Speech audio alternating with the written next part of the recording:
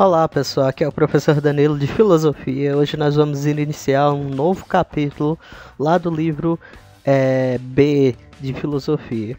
Vamos nos debruçar sobre a filosofia aristotélica e sobre as teorias que Aristóteles vai trazer como grande contribuição para a filosofia, tá certo? Bora lá! Discípulo de Platão e preceptor de Alexandre Magno, Aristóteles foi um filósofo grego do século V a.C., cujo trabalho se estende por todas as áreas da filosofia e ciência conhecidas no mundo grego, sendo ainda o autor do primeiro sistema abrangente de filosofia ocidental. Sua obra, organizada no Corpus Aristotelicum, chegou até nossos dias graças ao trabalho dos compiladores e estudiosos da era escolástica.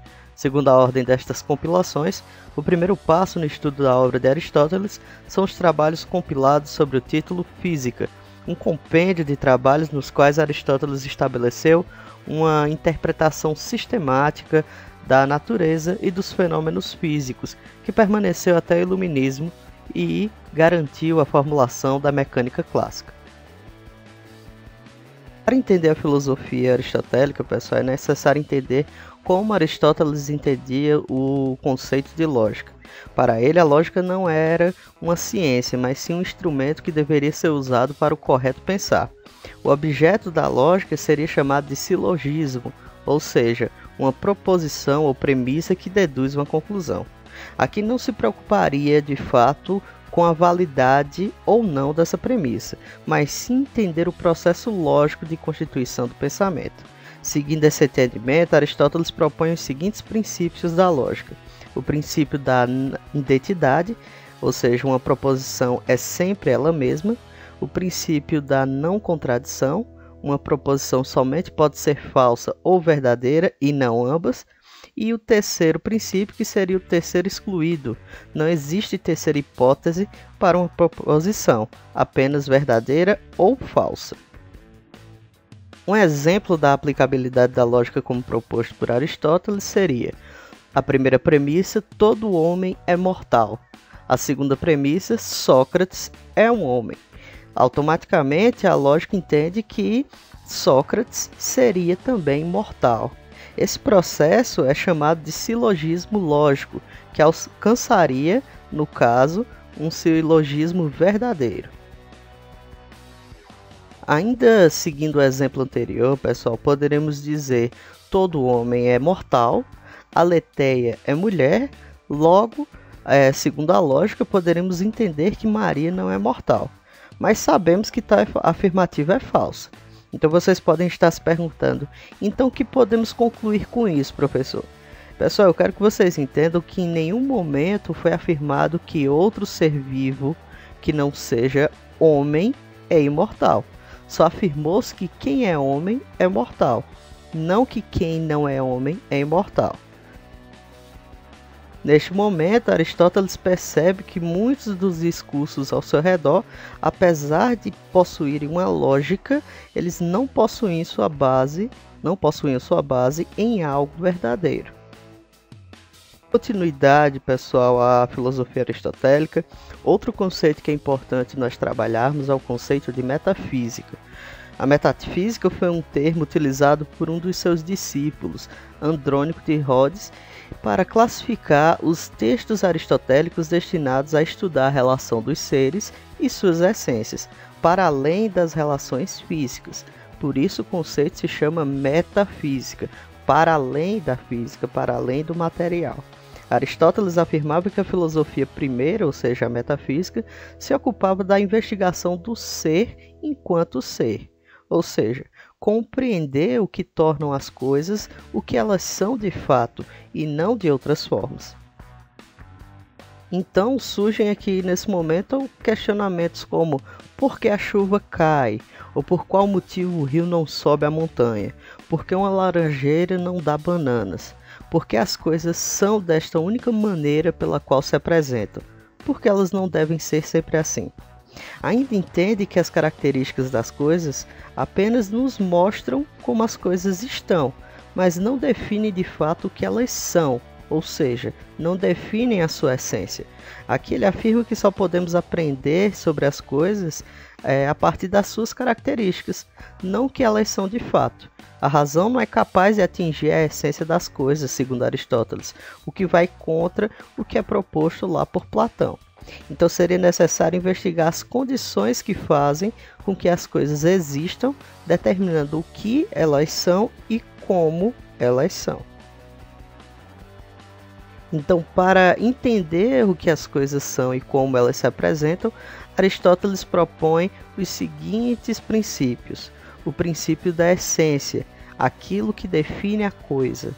O princípio do acidente, aquilo que se for retirado não altera o ser da coisa, ou seja, o que ela é de fato. O ato, ou seja, a coisa no seu estado atual.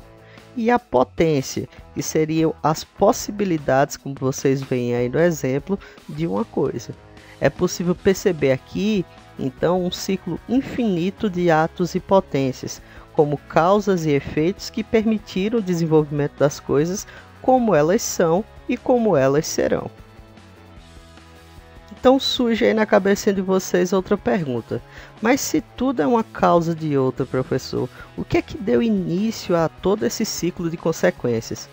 Qual seria o chamado ato primeiro, um ato tão perfeito que conseguiria criar a si mesmo, criando também outros atos que permitiriam que o ciclo da existência ocorresse?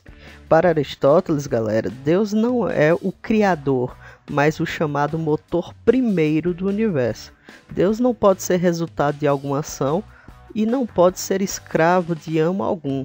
Então ele seria a fonte de toda ação, o senhor de todos os senhores, o instigador de todo pensamento, primeiro e único motor do mundo. Além disso, ele sugere 4 causas fundamentais para a existência das coisas.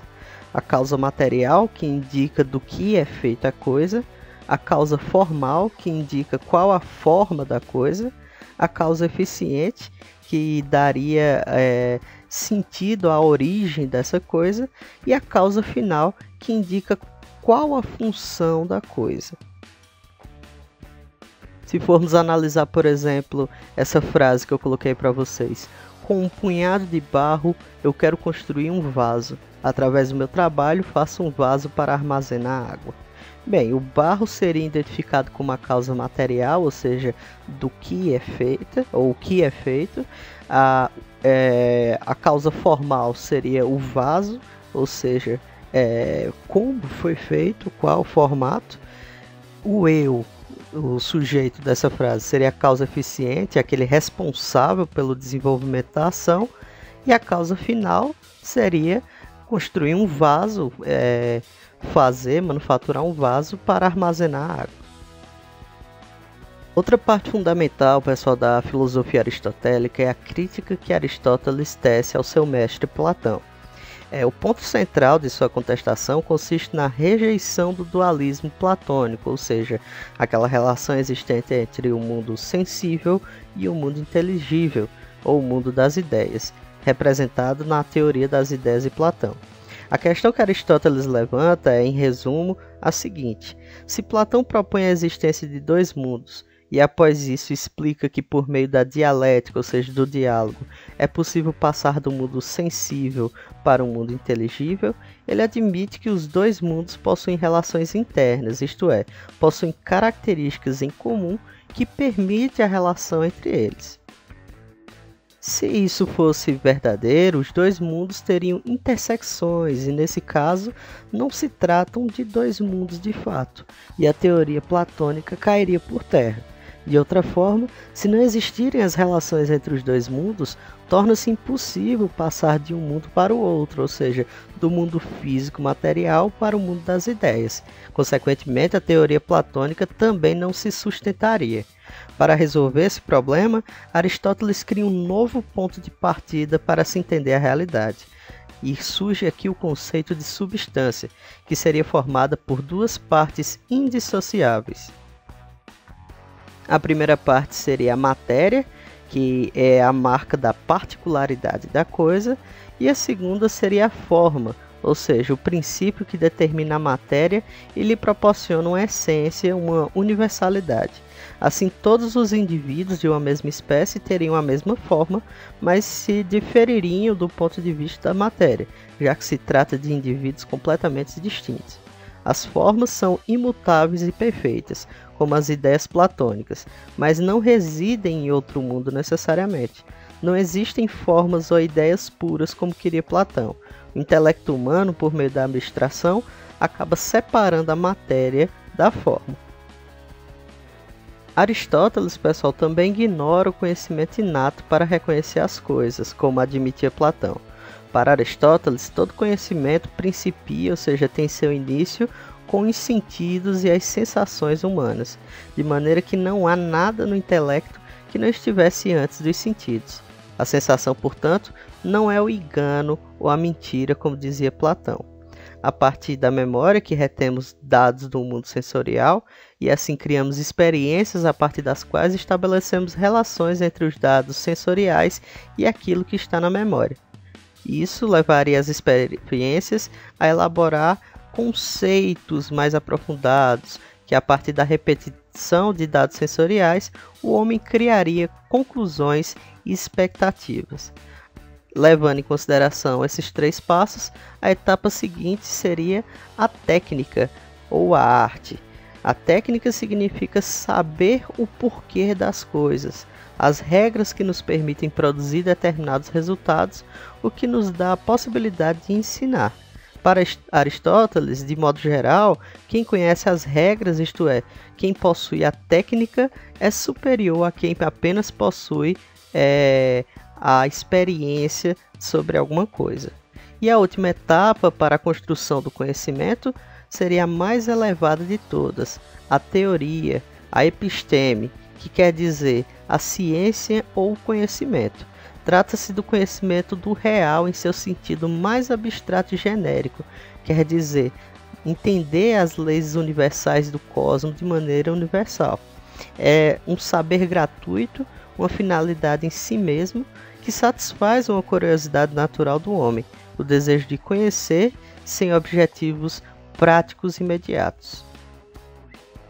E o último tópico que o livro de vocês traz sobre a filosofia aristotélica, pessoal, é quando Aristóteles se debruça sobre o conceito de ética. Segundo Aristóteles, tudo tende ao bem, pois o bem é o fim de todas as coisas. Acrescenta ainda que há 2 formas de alcançar esse bem. Uma através de atividades práticas, onde se inclui a ética e política, e outra através de atividades produtivas, onde se inclui a arte e a técnica. Segundo o pensamento aristotélico, a felicidade, ou o que ele chama de eudaimonia, é o único objetivo do homem. E se para ser feliz é preciso fazer o bem a outro, então o homem acaba se tornando um ser social e, mais precisamente, um ser político. Com efeito, cabe ao Estado garantir o bem-estar e a felicidade dos seus governados.